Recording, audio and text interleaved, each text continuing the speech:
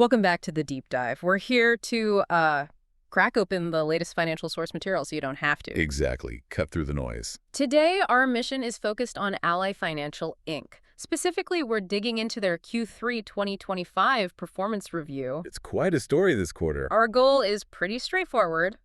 Understand what's behind Ally's, well, really remarkable year-over-year improvement. Yeah, how do they turn things around so dramatically? And look at the strength in their core areas, like auto lending and deposits. Plus, we need to dissect that updated 2025 outlook. Which signals a lot of confidence, I think. It really does. And the story kicks off with those headline figures. GAAP EPS was $1.18. Adjusted EPS are $1.15. But the reason we're doing this deep dive is that adjusted EPS number. It shot up 166% year over year. That the 166%. I mean, that's the real pivot point here for Ally. It's not just growth, it's confirmation, perhaps. Confirmation of what exactly? That the really tough part of the post-pandemic credit cycle might be behind them.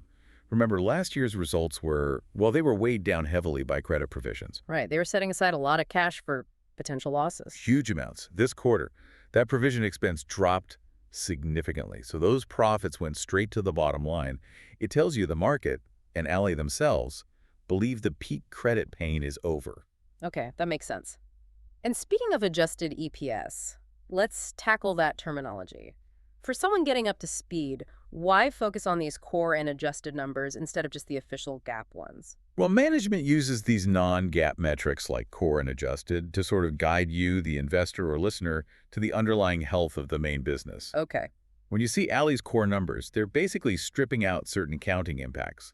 Things like changes in the fair value of equity securities or something they call core original issue discount, OIA. Right, OID. These items can, fluctuate quite a bit based on market swings or just technical accounting rules, and that can obscure the real ongoing profitability. So it muddies the picture of how the actual lending and deposit businesses are doing. Exactly. By pulling those out, they can isolate and really clearly show that fundamental operational performance is what's driving that massive 166% jump.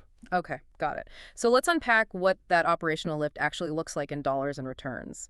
Ally's signaling their core profit engine is humming much louder now. It certainly seems that way. Core pre-tax income hit $502 million. That's a $282 million increase year over year, 128% jump. Huge increase. And maybe even more telling for investors, the core return on tangible common equity, or core ROTCE, that hit 15.3%, up 145% year over year. A 15% ROTCE feels pretty strong. It is strong. ROTCE essentially tells you how well the company uses its equity's capital base to generate profit. 145% jump there means significantly more profit for every dollar of shareholder equity in their core operations. And what's driving that mechanically? Well, the big driver is the net interest margin, or NIM.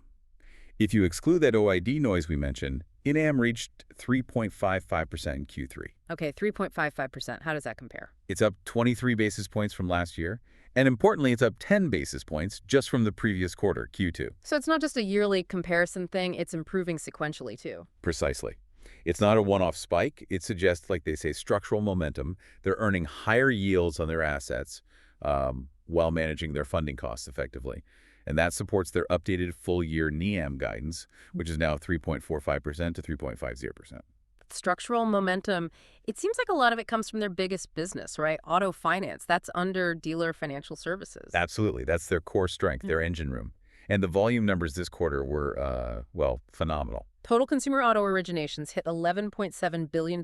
That's up 25% year over year. 25% growth in originations is massive. And they said it wasn't accidental growth either. It came from an all-time record 4.0 million consumer applications. So demand is clearly there. They're leaning into it, but crucially, with discipline. How so? Look at the yield.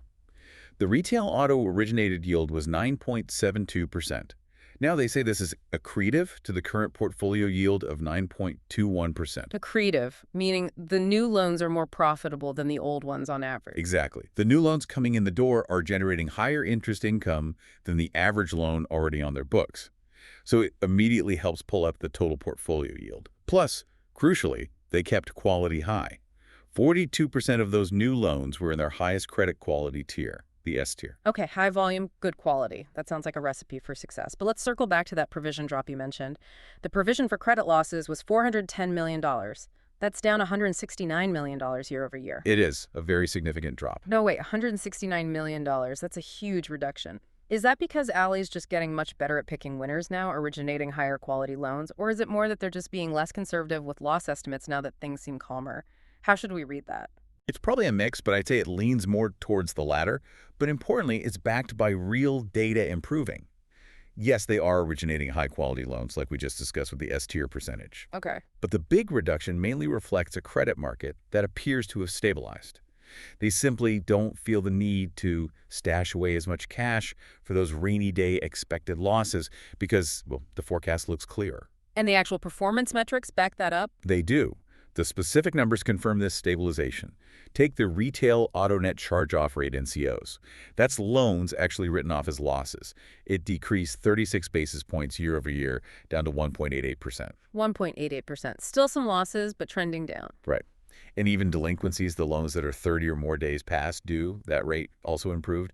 It decreased 30 basis points year over year to 4.90%. So 4.90%, just under $5 out of every 100 they lend is seriously late. But that number is getting better. Exactly. And what's powerful is that this is the second quarter in a row they've seen year-over-year improvement in delinquencies. That signals a consistent positive trend, not just a blip. Okay. And the bottom line for the auto segment, pre-tax income hit $421 million. Yeah. And that was driven mostly by that big drop in provision expense. They just spent less money preparing for bad debt. So the lending engine is firing on all cylinders, it's profitable, and the credit risk seems to be stabilizing. But, to fuel that massive $11.7 billion origination engine, you need funding. Cheap, stable funding. Absolutely critical. And that brings us to Ally's other big strength, being the largest all-digital U.S. bank. A huge advantage. Their retail deposits stand at a massive $142 billion. And what really stands out to me is the stability there. 88% core deposit funded, 92% FDIC insured. That feels solid. Very solid. And think about this. They also grew their primary deposit customer base for the 66th consecutive quarter. 66 quarters. That's over 16 years of continuous customer growth. Right. In today's hyper-competitive digital banking world, that kind of stability, that loyalty, it's invaluable. It lets them price their loans much more effectively because they have real confidence in their funding source. And does that show up in their funding costs? It does. This is the other side of that NIM coin we talked about earlier. Their average retail deposit portfolio yield was 3.48%. Now that's down 70 basis points year over year. Wow, down 70 basis points. And down 10 basis points just from Q2. So while their auto loan yields are climbing, their deposit costs are actually falling. That combination is the key driver behind their margin expansion. That's the structural momentum they keep mentioning. Lower funding costs is huge, but okay. We shouldn't let the corporate finance segment just fly under the radar here. It often gets overshadowed by the sheer size of the auto business, but its performance looks fantastic. It really does. It's structurally very sound and incredibly profitable. Corporate finance pre-tax income was $95 million. Now, okay, that's technically down a little, about $10 million year over year. Why the debt? Mostly due to lower other revenue, things like syndication fees, which can fluctuate. But the core profitability metric is just phenomenal. It generated a 30% return on equity, ROE, for the quarter. 30% ROE. That's remarkable. What makes that segment so, as you said, structurally sound? It's all about the risk profile of the loans they hold. Their $11.3 billion held for investment, or HFI, loan portfolio. It's 100% first lien. Meaning they're first in line if there's a default. Exactly. Maximum security.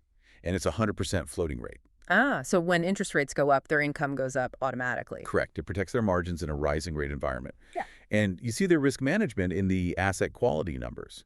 Criticized assets are just 9%, non-accrual loans only 1%, both near historic lows for them. They actually had no new non-performing loans or charge-offs in this segment during the quarter. Wow, so it acts as this high return but relatively low risk pillar compared to the consumer auto side. Precisely. A really strong counterbalance. And just briefly touching on the other segments, we saw insurance income up a bit, mostly from investments. Right. Insurance core pre-tax income was $52 million, up $6 million year over year, driven by investment income. Pretty steady. And the corporate and other segment loss, That improved dramatically. A core pre-tax loss of $65 million this quarter versus a $285 million loss a year ago. Yeah, that's a huge swing. And the big driver there was the sale of their credit card business, which closed back in April. So getting rid of those non-core, maybe less aligned assets really helped clean up the picture. Absolutely. Shedding those distractions lets the strength of the core businesses shine through. And, it also helps the capital picture. Let's talk about capital health then. Indicators of safety, sustainability, how are they looking? Excellent, really. The Common Equity Tier 1 ratio, CET1, that hit 10.1%.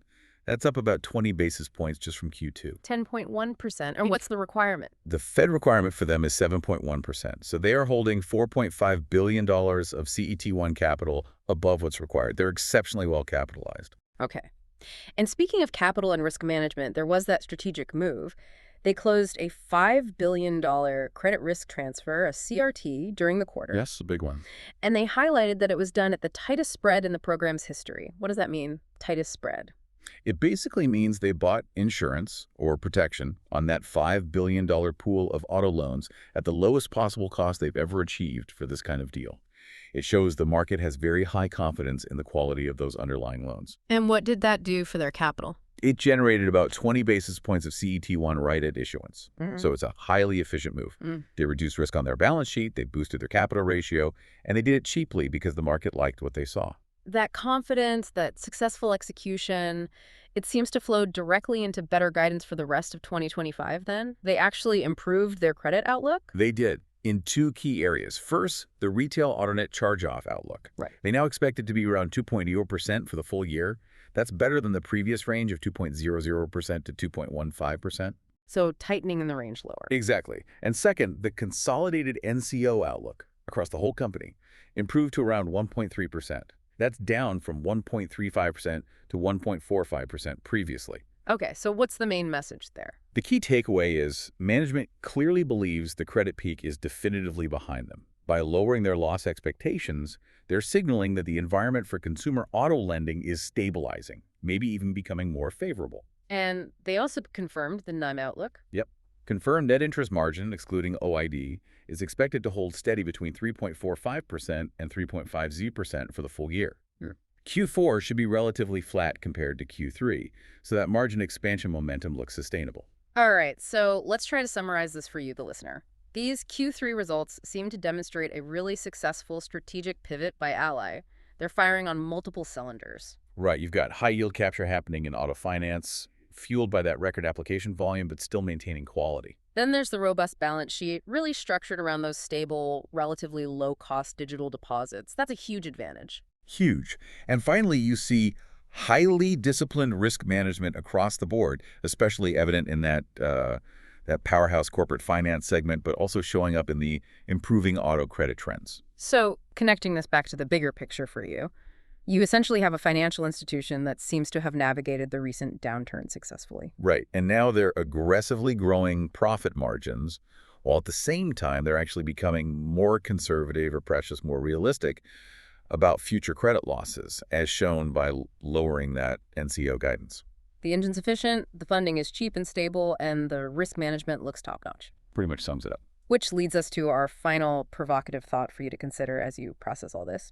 Ally is managing to boost profits significantly while simultaneously improving its guidance on asset quality, expecting fewer losses, and generating substantial capital, which was highlighted by that really successful $5 billion credit risk transfer. So what does this combination, this blend of aggressive operational success and, let's call it, conservative or maybe just confident credit expectation, what does that suggest about the overall health and direction of the consumer auto lending market as we look towards 2026? That's a great question. Does it signal broader stability? And maybe another angle. Does this strong performance today make future strategic moves almost inevitable, like perhaps leaning even more into growing that already high-performing corporate finance segment? Interesting thought. Where do they deploy that strength next? Plenty for you to chew on there as Ally continues its climb. Thanks for joining us for this deep dive. We'll see you next time.